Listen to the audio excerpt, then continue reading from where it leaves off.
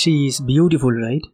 Palaruvi is located at Kollam district of Kerala, which is very close to Tamil Nadu. While exploring Tenkasi, we came to know about these falls, and it will take only an hour to reach Palaruvi from Tenkasi. Ariyangavu temple and Palaruvi is a major attraction in that side. Once we enter, we have to get entry, parking and camera pass if we have DSLR or drone cameras. Entrance fees is 25 per adult and 10 for kids. Parking fees is 25 for bike and 50 for car. Once we get pass, they will take us in forest bus to the falls. From front office, it will take 15 minutes to reach the falls. Falls is open from morning 8 o'clock to 4 in the evening. We can spend an hour in waterfalls and even we can extend it by purchasing extra hours.